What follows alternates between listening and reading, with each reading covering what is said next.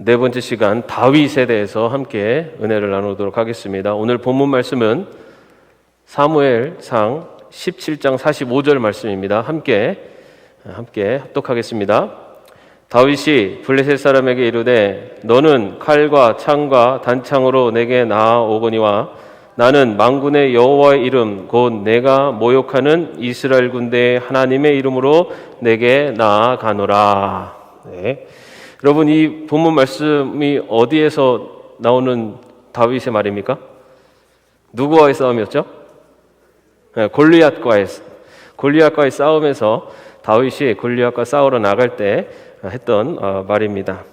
자, 오늘 다윗에 대해서 이 말씀을 나누겠는데, 다윗은 이스라엘 역사에서 가장 위대한 왕이고 또 이스라엘 백성들이 가장 존경하는 왕으로 추앙받는 왕입니다.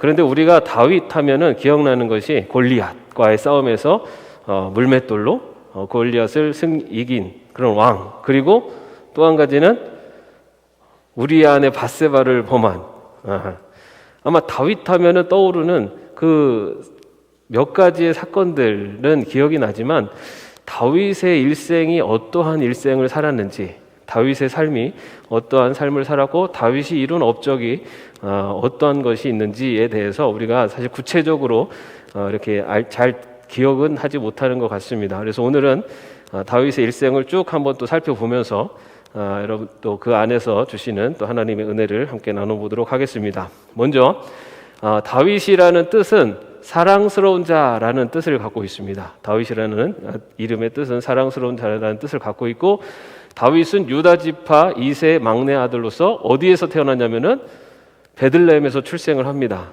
베들레헴이 고향입니다. 그래서 우리가 성경에 보면은 예수님의 어머니 아버지 요셉과 마리아가 호적을 하러 어디로 갑니까? 베들레헴으로 갑니다. 베들레헴으로 가는 이유는 이 요셉이 다윗의 자손이기 때문입니다. 그래서 그 고향 베들레헴으로 호적을 하러 가는 것이 바로 이 베들레헴이 바로 그러한 다윗의 고향이기 때문입니다. 자, 그 다음에 이어서 이 다윗의 이 전체 이스라엘 역사 안에서 어떤 배경 안에서 다윗이 등장을 하게 되는지를 살펴보겠습니다. 이스라엘의 왕정이 시작되던 때인 BC 1040년에 태어나서 BC 970년 70년입니다. 전체 다윗은 70년 동안을 사는데요. 일기로 사망에까지 토길 국가의 제2대 왕으로서 국가의 체제를 강력하게 정비해 나간 인물이 바로 다윗입니다. 1대 왕은 우리가 알고 있는 것처럼 사울입니다. 그죠? 2대 왕으로서 그렇게 이스라엘을 그 왕정 국가로 체계를 강력하게 정비해 나간 인물입니다. 당시 사회는 근동 국가들이 강력한 왕정 국가를 형성하고 있고 막강한 군대와 병기들을 갖추고 있는 상황에서 다윗은 도피 시절에 군대의 조직력, 전략적 역량들을 키워나갔으며 근동의 왕정 국가들과 대등한 위치로 이스라엘을 이끌어 올릴 수 있는 영도력을 키워나갔다. 여러분, 그 다윗이 그 도피 생활을 하지 않습니까? 다윗이 도피 생활을 할 때 나이가 20살이었습니다. 20살. 사울을 피해서 도피 생활을 하고 그 도피 생활 중에 그 무리들을 이끌고 그리고 여러 어려운 환경 속에서 그 환경들을 극복해가고 또 블레셋으로 피해서 블레셋에서도 또 블레셋의 그런 상황들 그리고 그들의 전투력 그런 것들을 자기가 습득하고 하는 그 기간이 바로 20살부터 시작이 됩니다. 그때부터 그렇게 조직력과 전투력을 배워가고 하면서 그런 역량을 키워가게 됩니다. 그리고 이 이스라엘 국가가 당시에는 그 왕정 국가가 아니었고 또 아직도 왕정 국가로서 하나의 국가로서 완벽한 체제를 갖추지 못한 상태였습니다. 그래서 이 블레셋이나 다른 이방 민족들이 침략을 하거나 쳐들어왔을 때 그 부족에서 군사들을 불러서 그 부족이 연합해서 대항을 하는 여전히 아직도 그 중앙 집권적인 그런 군사 조직이 이루어지지 않고 있는 상태였습니다. 사울도 역시 그 군사력을 키웠지만은 아직까지는 그런 체계적인 군사력을 갖지 못한 상태였는데 이 다윗이 왕으로 등극하면서 자신의 그런 도피 생활 그리고 자신의 블레셋에서의 그런 조직력들을 바탕으로 하는 이스라엘의 이 군사력을 정비한 것이 또한 다윗의 업적 중에 하나라고 할 수가 있습니다. 그 다음에 정치적으로는 사사시대의 모습을 아직 제대로 벗어나지 못한 이스라엘을 당당한 왕정국가로 그 기틀을 구축한 시기라고 볼 수가 있습니다. 다윗이 왕으로서 통치한 것은 통합적으로 40년 정도 됩니다. 40년 정도로 왕으로 통치하면서 이제는 이제는 그 사사시대에서 왕정국가로 이동하는 그런 과도기에서 이제는 왕정국가로서의 틀을 완전하게 갖추는 것이 이 다윗 때에 이루어지게 됩니다. 자, 그러면 그 다윗의 인생은 과연 어떤 인생을 살았느냐를 한번 보도록 하겠습니다. BC 1040년에서 970년까지 70년 동안의 다윗의 인생입니다. 보통은 뭐 몇 년부터 몇 년 이런 식으로 이렇게 기술이 되는데 우리가 이해를 돕기 위해서 다윗이라는 한 인물의 일생을 알아보기 위해서 다윗의 연령별로 있었던 사건들을 여러분들과 함께 나눠보도록 하겠습니다. 먼저 다윗은 베들레헴에서 출생을 하게 됩니다.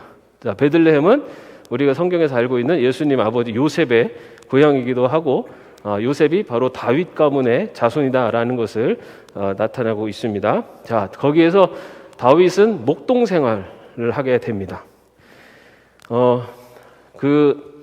우리가 다윗과 골리앗, 다윗하면 떠오르는 다윗과 골리앗 싸움에서 우리가 이 골리앗과의 이 싸움에서 다윗이 그 물맷돌을 가지고 그 골리앗을 물리치게 되는데 그때 다윗이 그 물맷돌을 던지는 그런 실력, 기술을 익혔던 때가 바로 이 목동 생활할 때였다라고 그렇게 봅니다.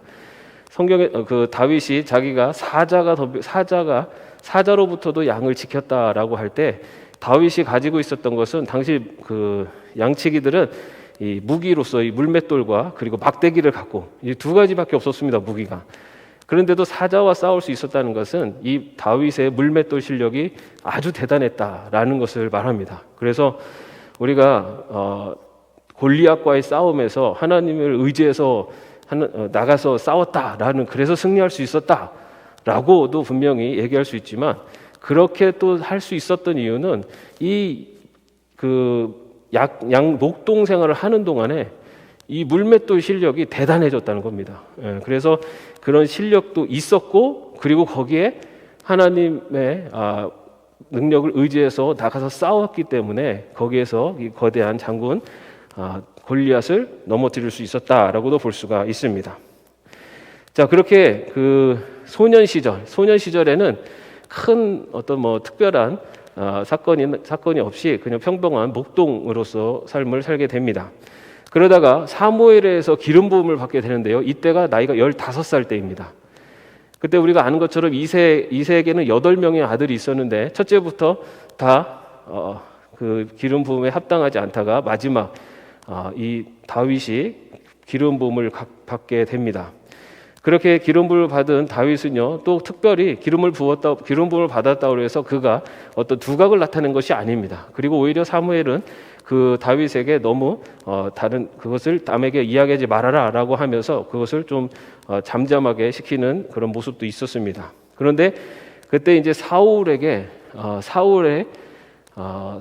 그 하나님의 말씀에 불순종하는 그런 여러 사건들이 있습니다. 여러분들 그 지지난 시간이었죠. 말씀을 나누는데요. 그때 이런 아말렉과의 전투에서 모두 아말렉을 다 멸절하라라고 명령을 하나님께서 말씀하셨는데 그것에 불순종해서 아각 왕과 그리고 살찐 송아지와 양을 자기가 취합니다. 그래서 하나님의 말씀에 불순종하게 되는 이제 그런 사건들을 통해서 하나님의 영이 사울을 떠나게 되고, 그러자 악한 영이 사울을 괴롭히게 됩니다. 그래서 그때 이 악한 영을 쫓아내기 위해서 불렀던 사람이 바로 다윗, 그 사울의 궁중 악사로서 이제 다윗이 등장을 하게 됩니다. 그렇게 궁중 악사로 되다가 이제 드디어 다윗이 이제 그 이름이 다윗이라는 인물이 두각되게 되는 사건은 바로 블레셋의 거인 그 골리앗과의 싸움에서 승리하면서 드디어 이 다윗이라는 인물이 더 이제 두각이 되며 나타나게 됩니다. 여기에 이 싸움은 엘라 골짜기 전투라고 합니다. 엘라 골짜기에서 전투가 이루어지게 되는데요. 이때 그 승리를 하면서 이때부터 다윗의 인기가 이제 이스라엘 백성들 안에서 점점 높아지게 됩니다. 그래서 여인들이 사울은 천천히요, 다윗은 만만이라라고 하면서 다윗을 더 높여주게 되면서 그때부터 사울이 다윗을 이제 경쟁 대상 아니면은 적대적으로 대하게 되는 것을 볼 수가 있습니다. 그렇게 승리하면서 다윗은 사울 왕의 군대 장관이 되고요. 그리고 또 결국은 그 사울의 딸인 미갈과 결혼을 하게 됩니다. 네. 자, 여기까지는 이제 우리가 잘 아는 그런 다윗이 이제 그 등장하게 되는 이제 사건들인데, 자, 그리고 나서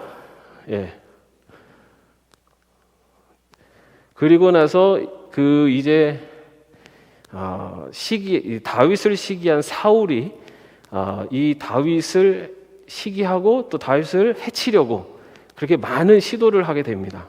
그때가 언제부터냐면은 다윗이 20세가 될 때부터입니다. 다윗이 20세가 될 때부터 이제 그 사울의 추격을 받고 쫓김을 당하는 이런 인생을 살게 되는데, 여러분도 그 지금 지도 보시죠? 지도 보이시면 저기 기브아라고 되어 있는데요. 이 기브아가 바로 사울이 머물고 있는 그 당시의 수도 당시에 이제 수도라고도 할 수 있습니다. 거기에 왕 사울이 머물고 있었습니다. 그 기브아에서 미갈과 함께 있었는데 이 사울이 다윗을 죽이려고 병사를 보내죠. 그때 이 미갈이 그 다윗을 탈출을 시킵니다. 가짜 인형을 만들어서 이게 탈출을 시키게 되는데요. 탈출한 다윗이 그 다음에 어디를 가게 되냐면은 라마로 가게 됩니다. 이 라마는 사무엘, 선지자 사무엘이 있는 곳입니다. 선지자 사무엘이 있는 곳으로 일단은 피신을 하게 됩니다. 그렇게 피신을 하고 그 다음에 또 어디로 도망을 가게 되냐면은 노브로 도망을 가게 됩니다. 이 노브는 여기에 그 제사장 아히멜렉이 머무는 곳입니다. 아히멜렉이 머무는 곳인데 이곳에 다윗이 도착해서 이제 허기가 지어서 먹을 것을 달라 그랬더니 진설병을 주고 그 다음에 무기가 있느냐 그랬더니 골리앗의 칼을 있다라고 그래서 그 골리앗의 칼을 다윗에게 전해주는 곳이 바로 이 노비라는 곳입니다. 그렇게 해서 노베에서 그렇게 피신을 하고 그 다음에 또 추격하는 사울을 피해서 도망간 곳이 바로 가드입니다. 근데 이 가드가 어디냐면 여기는 이스라엘 땅이 아니라 블레셋의 땅입니다. 블레셋 땅에 가드로 도망을 가게 되는데 여기 가드의 왕이 아기스라는 왕인데요. 근데 이 가드로 사울을 통해서 도망을 갔는데 가드에 도착을 했더니 가드에 있는 블레셋 사람들도 이 다윗을 죽이려고 하는 겁니다. 그래서 이 다윗이 처한 방법이 뭐냐면은 침을 질질 흘리면서 수염에 질질 흘리면서 미친 척을 해가지고 거기서 구사일생으로 도망을 하게 됩니다. 그렇게 해서 가드에 피신해서 다시 또 도망을 해서 이번에는 어디로 가냐면 아둘람으로 가게 됩니다. 이 아둘람에 피신을 해서 거기서 숨어 지내는 동안에 거기에 성경에 보면 400명의 불황자들이 그곳에 모여들었다라고 기록되어 있습니다. 그래서 이곳에서 이제는 좀 다윗이 이제 무리를 이루는 곳이기도 합니다. 여기서는 사실 400명의 불황자라고 하지만 불황자라고 하기보다는 사울의 통치에 반대하는 사람들이 이 다윗을 중심으로 해서 이렇게 모집이 되게 됩니다. 자, 그렇게 그 아둘람에 모여서 그곳에 있는데도 또 사울이 계속해서 이 다윗을 쫓아오게 되고 이때 다윗은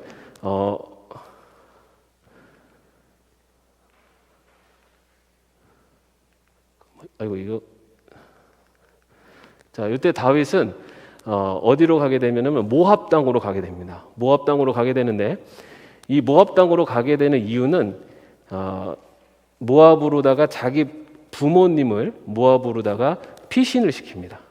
왜냐하면은 다윗이 쫓기는 신세였기 때문에 언제라도 가족들이 위험한 상황에 있었기 때문에 이 아둘람에 있었던 다윗이 그 자기의 그 가족들을 피신을 해서 모압으로 가게 됩니다.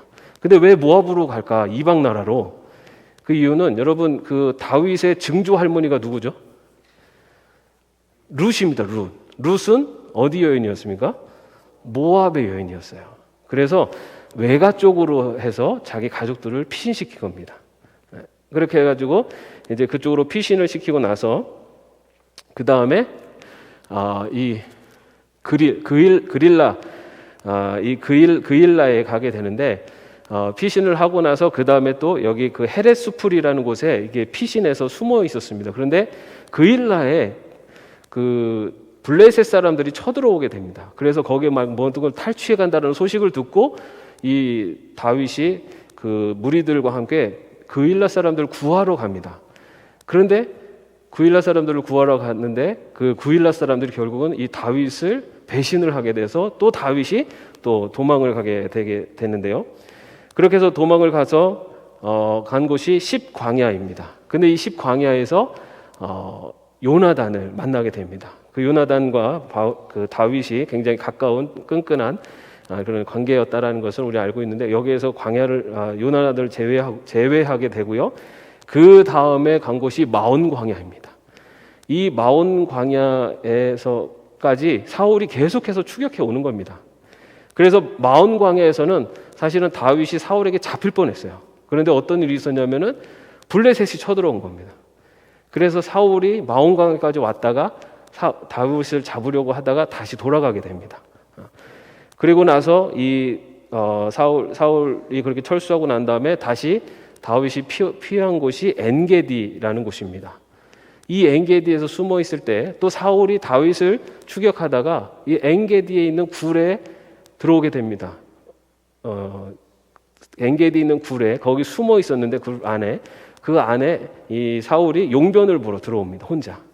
그때 다윗을 함께 있었던 그 장군이 저 사울을 죽이자라고 했지만 하나님의 기름 부음 받은 자를 해할 수 없다 해가지고 그의 옷자락을 자르는 그리고 그냥 보내준 곳이 바로 이 엔게디라는 곳입니다. 그렇게 해서 사울을 놓아주게 되는데요. 그리고 나서 그 이 다윗이 바란 광야로 가게 됩니다. 바란 광야. 근데 이때가 이 바란 광야로 간 것은 사실 한 줄만 기록돼 있어요. 근데 이때가 어떤 때냐면 엔게디에서 그렇게 도망 다니고 있을 때 선지자 사무엘이 죽습니다. 사무엘이 죽게 되면서 사실은 다윗이 굉장히 사무엘을 많이 의지하고 있었는데 어떻게 보면 가장 의지하는 그런 선지자가 죽게 된다는 죽은 소식을 듣고 그 다음에 이제 바란 광야로 이게 완전히 그 바란 광야는 그 저 남쪽에 있습니다. 지금 지도에는 좀 안 보이고 있는데 저기 하단에 밑에가 바란 광야인데 그쪽으로 완전히 이렇게 피신을 하게 됩니다. 그런데 거기에서 다시 이제 이스라엘 땅으로 좀 더 깊이 올라오게 되는데요. 이때까지가 이 엔게디 요새 피신하는 그래서 바란 광야까지 돌아가는 요때가 나이가 몇 살이었냐면은 23살 때입니다. 20살부터 도망쳐서 22살, 23살 때까지 지금 이런 루트를 다니면서 도망을 다닌 거고 죽을 고비를 그렇게 넘기고 살았던 겁니다. 자, 그리고 나서 여기 그 지금 사울의 추적을 피해 도망 다닌 과정인데요. 자, 중간중간마다 자, 기브아에는 사울의 딸 미갈, 그리고 라마로 가서 사무엘의 고향 라마로 가고 또 아히멜렉 제사장이 있는 노브로 도망가고 아기스 왕이 있는 가드로 도망갔다가 미친 척해서 도망 나오고 아둘람으로 도망갔을 때 400명의 불황자들이 쫓아오고요. 그 다음에 부모님을 이주하기 위해서 모압 땅에 갔다가 그 다음에 그일라에 있는 사람들을 도와줬는데 배신을 당해서 또 도망을 가서 십광야로 도망가는데 거기에서 요나단을 만나서 제외를 하게 되고 그리고 나서 또 마온 광야로 갔더니 거기에서 사울에게 죽을 뻔하다가 블레셋이 쳐들어와서 사울이 다시 돌아가게 되고 그러다가 피한 엔게디 요새에 있을 때 사울이 또 추격하고 와서 혼자 용변을 보러 왔다가 그 다윗이 그 사울을 놓아주고 여기까지 지금 이게 앞에서 본 그 지도인데 여기까지의 나이가 20에서 23 20살에서 22살 만으로 그 기간 동안 이렇게 돌아다녔고요. 그 다음에 이제 23살부터 시작되는 또 이 삶이 어떠냐면 그렇게 해서 자, 그렇게 해가지고 이제 바란 광야까지 갔다가 그 다음에 다시 돌아오게 되는데, 돌아와서 간 곳이 바로 이 갈멜이라는 곳입니다. 갈멜. 여러분, 이 갈멜 여기가 어디냐면요, 나발의 아내 아비가일을 만난 곳입니다. 예전에 한번 제가 말씀을 드린 적이 있는 것 같은데요. 나발에게 그 터를 깎는 날, 축제의 날에 우리들에게도 먹을 것을 달라고 요청을 했을 때 이 나발이 그걸 문전박대해서 다윗이 나발과 그의 사람들을 다 죽이려고 갔을 때 아비가일이 나서서 그것을 막았던, 바로 그것이 그 마온 지역 갈멜이라는 곳인데요. 여기에서 아비가일을 아내로 맞이하게 됩니다. 여기서 아비가일을 만나게 되고요.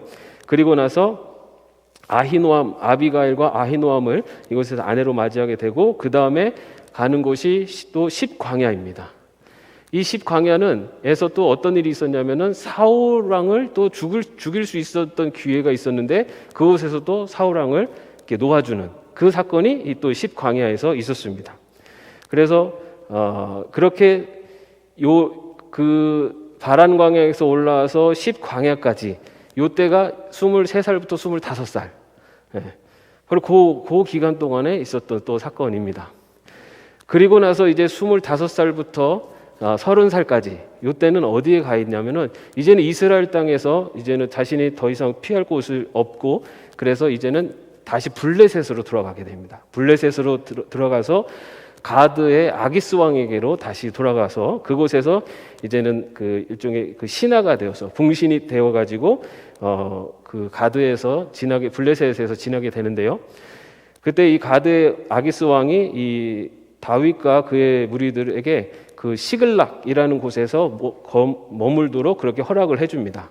그래서 시글락에서 머물면서 이 그 블레셋을 도와서 이제 그 일을 거기서 머물면서 이제 일종의 이제 그 용병처럼, 아니면은 뭐 이렇게 신하처럼 그렇게 지내게 됩니다. 거기에서 5년 동안을 지내면서 그곳에서 머물게 됩니다. 그곳에 있는 동안에도 그 이스라엘과 이 블레셋이 이 아벡에서 전투를 벌이게 됐는데, 그곳에서 이 다윗이 만약에 그 전투에 참가를 했다면 이스라엘과 싸워야 되는 상황이었는데, 그런데 정말 그 하나님께서는 그 다윗이 그 전쟁에 참여하지 않을 수 있도록 이렇게 어떻게 보면 이끌으셔서 이 다윗은 다시 시글락으로 그 참전하라고 아벡까지 그 남자들이 다 올라갔다가 다시 이렇게 이 블레셋의 장군들이, 이 사람은 이스라엘 사람이기 때문에 이스라엘과 블레셋이 싸울 때 중간에 배신을 하면은 블레셋에 우리가 큰 피해를 입기 때문에 못 믿겠다 하고 돌려보냅니다. 그래서 다윗과 그 무리들이 다시 이 시글락으로 돌아왔는데, 시글락에 돌아와 봤더니 그 남자들과 남자들이 없는 사이에 저 밑에 지역에 아말렉 지역에 있는 사람, 그 아말렉 족속이 와가지고 이스라엘 그 여자들과 재물들을 다 탈취해가지고 밑으로 끌고 가고 있었습니다. 그때 돌아온 다윗과 그의 그 무리들이 그 아말렉을 쫓아가서 그들을 물리치고 다시 모든 것을 회수해서 시글락으로 돌아오게 됩니다. 요렇게 시글락에서 머무는 동안에 그 길보아 전투가 일어나게 됩니다. 이스라엘과 블레셋이 이제 전투가 일어나서 거기에서 누가 죽게 되냐면은 사울과 그의 아들들이 이제 다 죽게 됩니다. 그래서 이제는 그 왕이 없는, 이제 이스라엘의 왕이 이제 죽은, 이제 그런 그 길보아 전투가 있었고, 그 길보아 전투가 있고 난 후에 이 헤브론 지역에 있었던 유다의 지파의 장로들이 그 다윗을 유다의 왕으로 세우게 됩니다. 그렇게 해서 이제는 그렇게 그 도피 생활을 20살부터 30살까지 10년 동안의 도피했던 생활입니다. 이게 그 10년 동안의 도피 생활을 이제 끝내고 유다의 왕으로 등극을 하게 됩니다. 그래서 유다의 왕으로 등극을 하게 되는데요. 요것도 뭐 간단하게 보시면은 23살에 갈멜에서 나발의 아내 아비가일과 또 아히노함을 아내로 맞이하게 되고요. 10광야에서는 사울을 살려주게 됩니다. 그리고 25, 30살 때는 블레셋의 가드의 아기스 왕에게 가서 그 블레셋 시글락에서 체류하면서 있었고, 그 중에 아말렉을 그러니까 물리치게 되는 그런 공을 세우게 됩니다. 그리고 나서 30세, 30살에 헤브론에서 유다의 왕이 됩니다. 30살에 유다의 왕이 되는데요. 헤브론에서 유다의 왕이 돼가지고 이때는 이스라엘 전체의 왕이 아니고요. 유다라는 지파의 왕이 됩니다.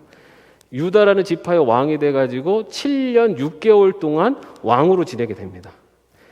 근데 이때 왜 유다의 지파의 왕이냐? 그 사울이 죽은 다음에 사울의 아들 이스보셋이 있었습니다.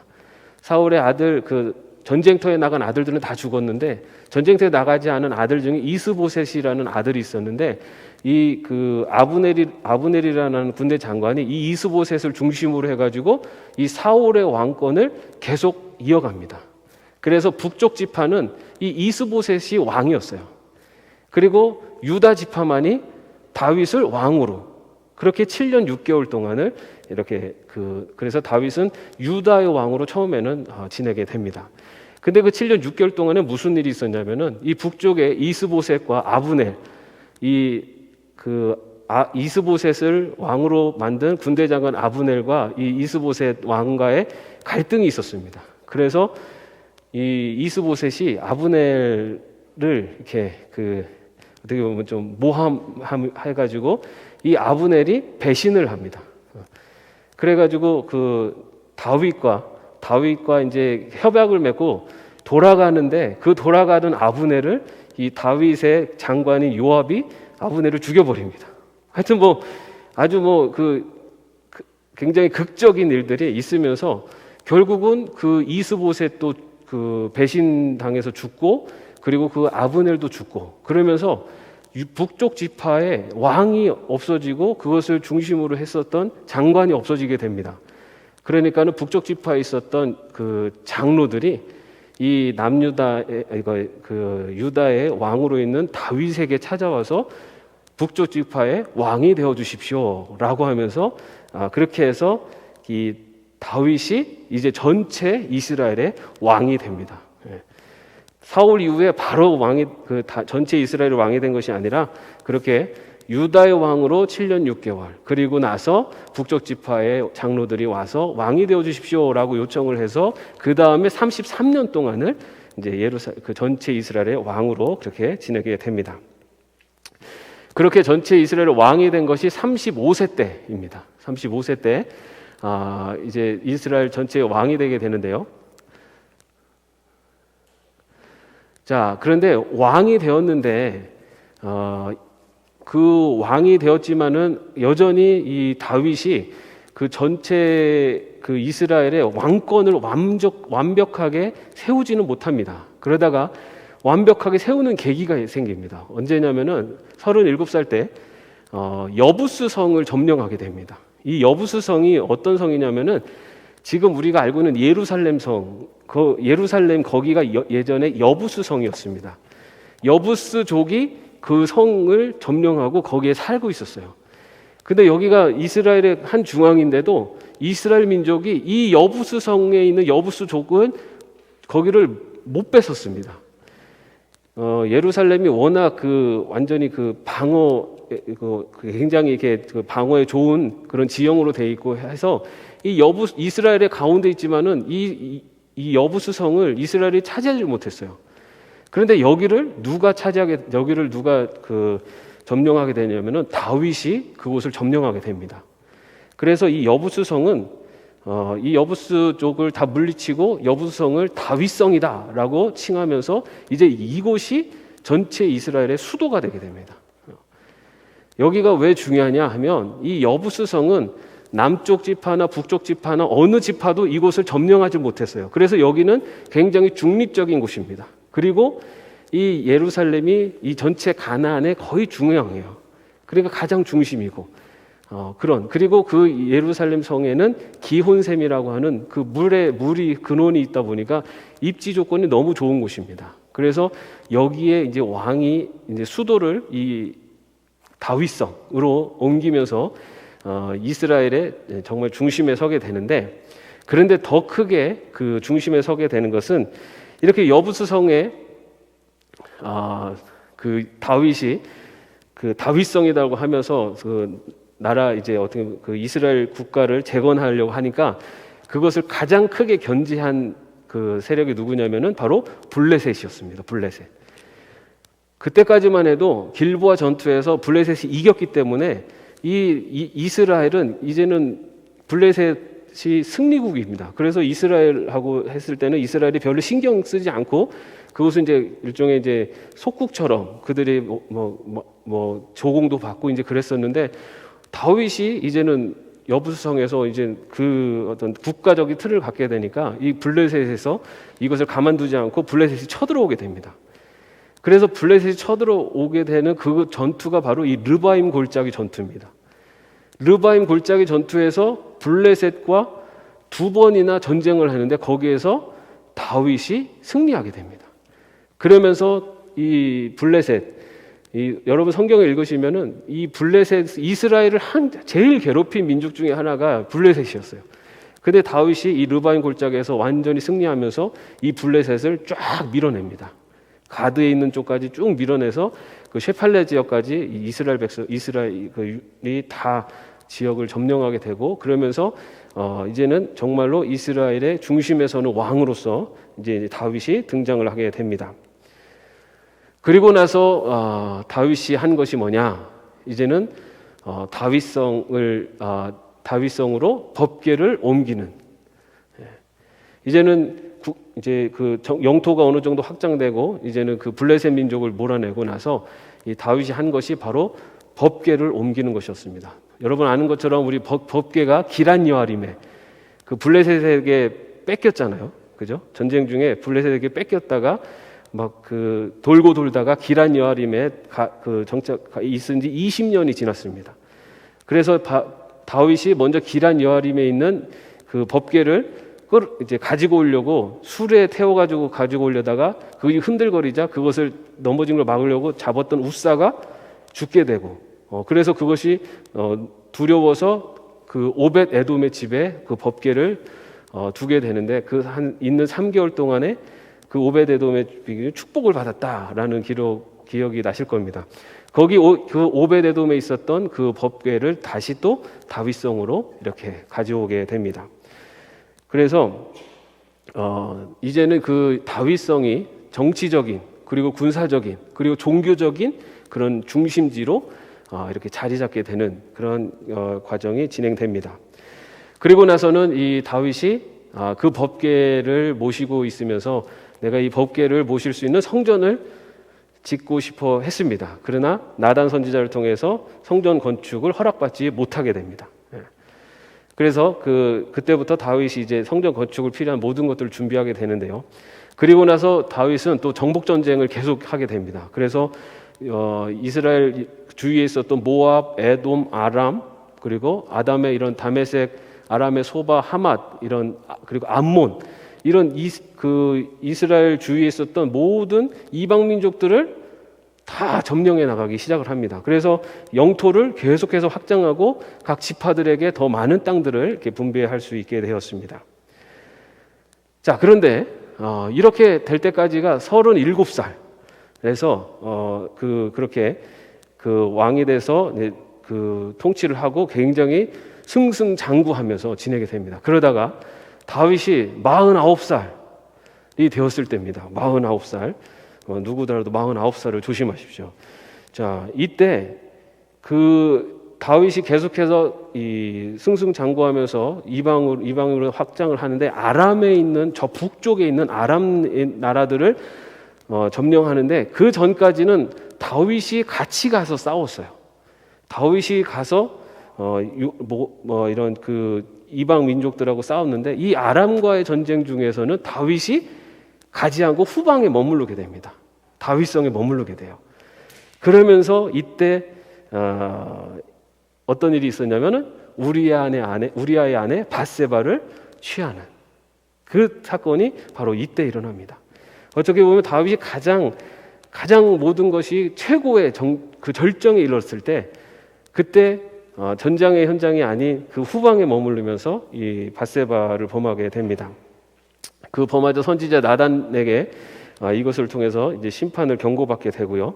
그리고 나서부터 이제 어떻게 보면은 그 다윗 이 집안에 또 어려움이 생기는데, 이 자식들 간에 이 갈등이 생기게 되죠. 우리가 아는 것처럼 그 첫째 그 암논이 그 압살론의 누이였던 다말을 이렇게 강간을 하게 됩니다. 그래서 이 압살론이 기회를 보다가 이 첫째 암논을 죽이게 되죠. 그리고 나서는 도망을 해서 3년 동안 외가 쪽 지역에 가서 지내다가 다시 이제 돌아올 수 있었는데, 돌아와서도 다윗이 이 압살롬을 2년 동안을 보지를 않았죠. 그러니까는 이 압살롬이 그때부터 마음에 어떻게 보면 반역에 싹이 트게 돼서 압살롬의 반역 사건이 일어나게 됩니다. 그 압살롬이 그 반란으로 이 다윗이 도망갈 때의 나이가 61세입니다. 61세에 이 압살롬의 반란으로 도피를 하게 되고, 이때 에브라임 숲을 전투에서 결국은 승리하게 되지만 그때 압살롬이 죽게 되는 거죠. 그러니까 자식들이 죽는 이제 그런 모습들을 이게 보아야만 했었던 것이 다윗의 또 어떻게 좀 안타까운 말년의 모습이라고 할 수 있는데요. 그리고서 다윗성으로 귀환했지만은 다윗성에 귀환해서도 세바의 반란으로 이 북지파들이 이제 반란을 일으키려고 했었고, 그런 것들을 이제 하나하나씩 또 진압하고 또 정리해 가야만 했던 것이 이제 다윗의 그 말년이었고요. 그 다음에 67세 때는 이 다윗이 인구조사를 실시하게 됩니다. 그런데 인구조사하는 것을 하나님께서 금하신 거였는데, 그것을 함으로써 선지자 갓에게 이제 그것에 대해서 또 심판의 메시지를 듣게 됩니다.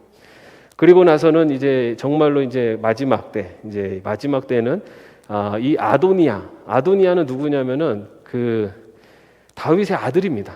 다윗의 아들인데, 자 보면 암논은 셋째 아들이었던 압살롬이 죽였고요. 그리고 그 둘째 아들이 있었는데, 둘째 아들은 그 성경에는 그 별로 등장하지 않아요. 그래서 아마도 좀 일찍 죽었지 않겠냐, 이제 그렇게들 보고요. 그리고 셋째 아들 압살롬도 죽었어요. 그 골짜기 전투에서. 그리고 이제 넷째 아들이 그 아도니아입니다. 근데 이 아도니아가 자기가 왕이 되기 위해서 그 반란을 일으킵니다. 그런데 거기에서 이제 이 아도니아의 그런 그 반란, 그리고 왕이 되려고 하는 그 순간에 기지를 발휘해 가지고 그 왕으로 등극한 사람이 바로 솔로몬입니다. 여기 아도니아의 반란도 뭐 너무 극적인 이 사건들이 많은데요. 이렇게 해서 솔로몬이 왕으로 등극하게 되고, 다윗은 70세에 죽어서 다윗성의 장사되게 됩니다. 이렇게 이런 인생이 바로 다윗의 인생입니다. 여러분, 다윗 하면은 굉장히 위대한 왕, 그리고 막 존경받고 아주 왕으로서 성공한 그런 왕의 모습으로 기억이 되지만, 그가 그 왕이 되기까지의 그 굉장히 어떻게 보면 짧은 기간, 그 기간 동안에 굉장히 힘들었었던 시간들, 그리고 어떻게 보면 그 한평생 동안 그 이방 그 나라를 견고하게 세우기 위해서 했었던 그런 모든 전쟁들, 그리고 그의 실수, 그리고 또한 말년에 어쩌면은 굉장히 힘들었었던 그런 시간들, 이런 모든 인생의 과정을 겪은 사람이 바로 다윗입니다. 어쩌면은 우리가 살아가는 인생사도 이렇게 좋은 시절도 있지만, 또 그 좋은 시절이 있기 위해서는 힘들었던 과정들도 있었고, 그리고 모든 것이 잘 풀려갈 때 뭔가 실수를 해서 또 어려운 시절도 당하고, 이제 그런 인생을 사는 것처럼 다윗의 인생 역시 이제 그러한 인생의 모습이었다라는 걸 볼 수가 있습니다. 이 다윗의 모습을 통해서 우리가 알 수 있는 것은, 첫 번째, 그 다윗과 골리앗의 싸움에서 볼 수 있는 것처럼 다윗은 하나님의 이름이 블레셋 장수 골리앗에게 조롱받고 있는 것을 보고 목숨을 걸고 나가 싸우고자 하였다. 다윗은 자신의 목숨이나 안위보다 하나님의 이름과 영광이 더 중요했던 것이다.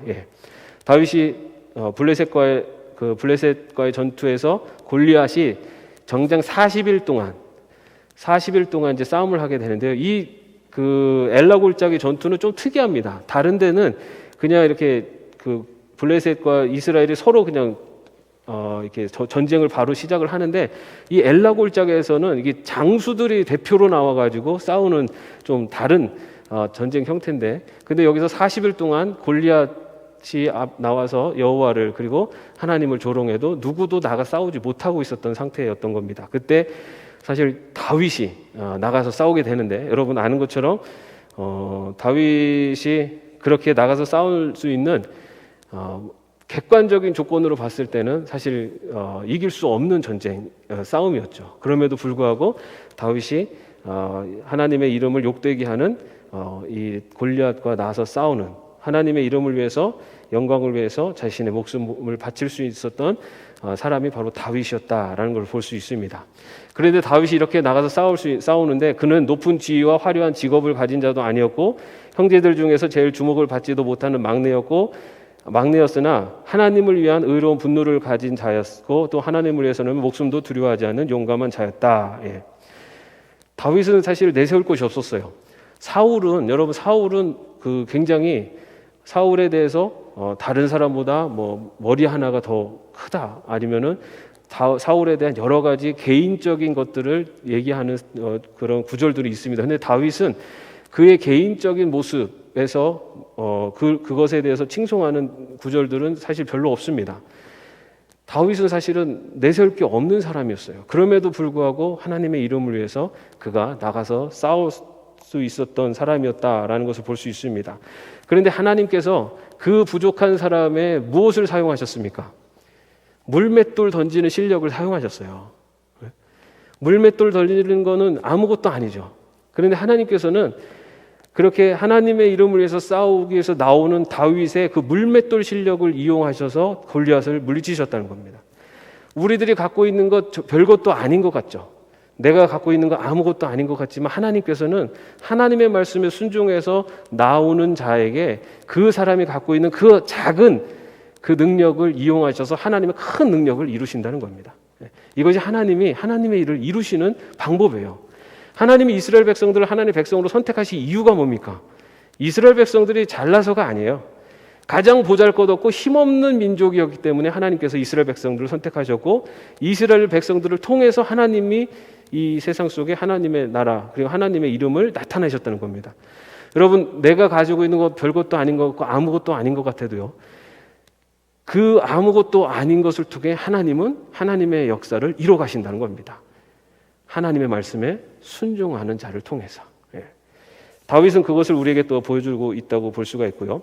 그 다음에 다윗이 또 위대한 이유, 그것은 다윗은 수많은 업적만큼이나 허물과 죄가 많은 사람이었지만, 그럼에도 불구하고 하나님의 마음에 맞는 자라고 인정받을 수 있었던 것은 자신의 잘못과 죄에 대해서 즉시 인정하고 회개하는 성품 때문이었습니다. 여러분, 다윗 밧세바 사건, 그죠?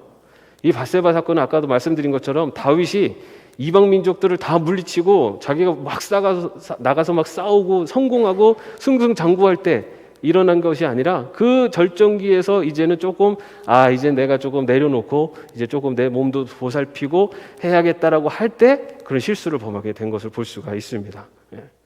우리 하나님의 백성들은요, 이쯤이면 됐지, 이 정도 했으면 됐지라고 생각할 때가 가장 영적으로 더 민감하고 깨어있을 때입니다.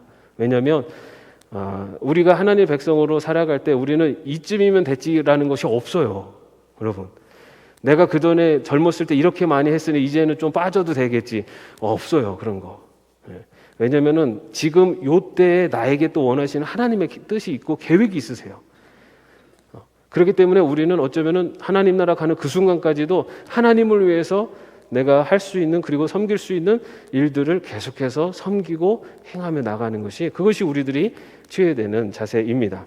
그것을 놓쳐버리면 그 순간이 바로 이렇게 영적인, 그리고 시험에 들 수 있는 또 시간이 될 수도 있다는 겁니다. 그런데 그럼에도 불구하고 다윗이 그런 순간에 어떻게 했습니까? 나단의 그런 지적을 듣자 바로 회개하고 금식 기도하는 것을 볼 수가 있습니다. 우리는 누구나 실수를 할 수 있습니다. 어떤 사람도 완벽한 사람은 없습니다. 실수를 할 수가 있어요. 하나님 앞에 좀 부족한 모습이 나타날 수도 있는데 중요한 것은 그럴 때마다 우리가 하나님 앞에 바로 회개하고 나아가는 것. 그것이 어쩌면은 내 자신의 연약함을 인정하는 그런 우리 믿는 사람들의 또 신앙의 태도가 되어야 될 줄로 믿습니다. 자, 마지막으로 다윗은 하나님의 성전을 짓기 원했으나 많은 전쟁을 치르며 그 손에 피를 많이 묻혔기 때문에 피 묻은 손으로 성전을 지을 수 없다는 말씀을 들었다. 여러분, 이 이야기를 내가 성전을 정말 지으려고 하고 모든 것들을 다 정말 최선을 다해서 하나님을 위해서 하겠다고 했는데 하나님이 거절을 하셨죠. 너는 안 돼. 너의 아들이 할 수 있어. 자, 이럴 때 여러분 다윗의 마음이 어땠을까요? 여러분들이 내가 하나님을 위해서 이렇게 계획도 하고 이렇게 모든 것들을 준비하고 합니다. 하나님 이 기도를 들어주십시오. 이 하나님의 영광을 위해서 하는 일이고 정말 하나님의 기쁨을 위해서 하는 일입니다. 라고 기도하고 했는데 그 일이 안 됐어요. 여러분들 마음이 어떠실 것 같아요? 다윗이 이스라엘을 영토로 확장하기 위해서 전쟁을 하고 했던 모든 것들은 하나님께서 다윗에게 주신 사명이었어요. 왕으로서 이 이스라엘을 견고하게 세우기 위해서. 어떻게 보면 다윗은 하나님이 하라고 하는 일을 위해서 전쟁을 했고 그 전쟁을 하다가 손에 피가 묻었죠.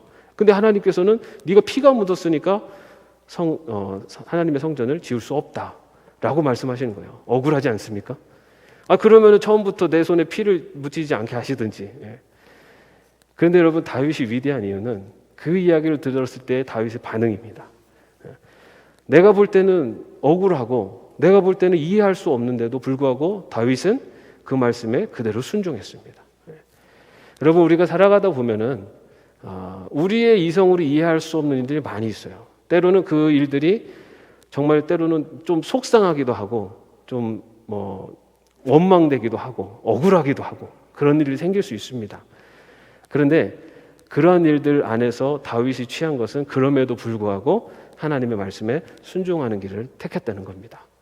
그래서 다윗이 위대한 것은 다윗이 어떤 영토를 많이 확장하고 아니면은 다윗이 왕정 체제를 만들고 여기에 있는 것이 아니라 그 모든 과정에서 다윗이 보여줬던 것, 하나님의 이름을 위해, 하나님의 영광을 위해, 그리고 하나님의 말씀에 순종하는 모습, 그리고 그가 부족한 모습이 있을 때 하나님 앞에 또 다시 회개하고 돌아오는 모습, 이러한 신앙의 모습들이 위대한 왕으로 그리고 신앙의 본이 되는 그런 모습으로 나타난다는 겁니다.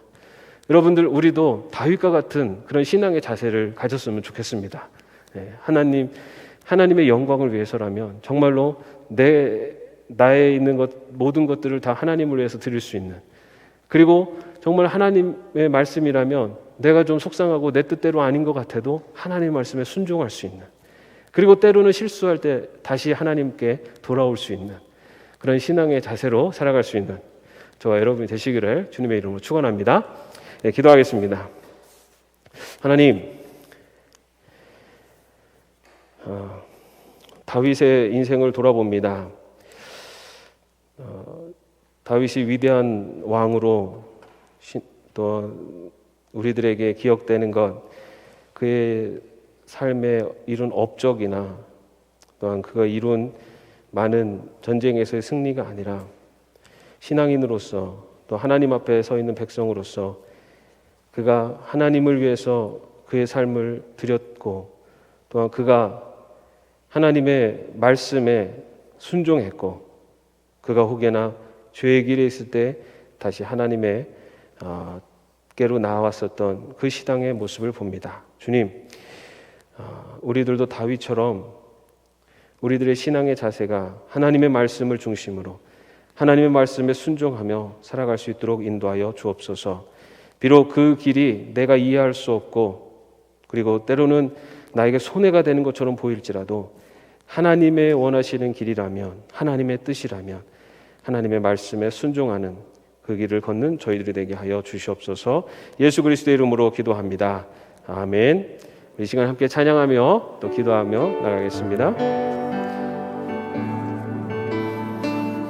주님 말씀하시면 주님 말씀하시면 내가 나가리라. 주님 뜻이 아니면 내가 멈춰서리라. 나의 가고 서는 것 주님 뜻에 있으니 오 주님 나를 이끄소서. 주님 말씀하시면 주님 말씀하시면 내가 나가리라. 주님 뜻이 아니면 내가 멈춰서리라. 나의 가고 서는 것 주님 뜻에 있으니 오 주님 나를 이끄소서. 뜻하신 곳에 나 있기 원합니다. 이끄시는 대로 순종하며 살리니 연약한 내 영혼 통하여 일하소서. 주님 나라와 그 뜻을 위하여 뜻하신 그곳에 나 있기 원합니다. 이끄시는 대로 순종하며 갈리니 연약한 내 영혼 통하여 일하소서. 주님 나라와 그 뜻을 위하여 오 주님 나를 이끄소서. 기도하겠습니다.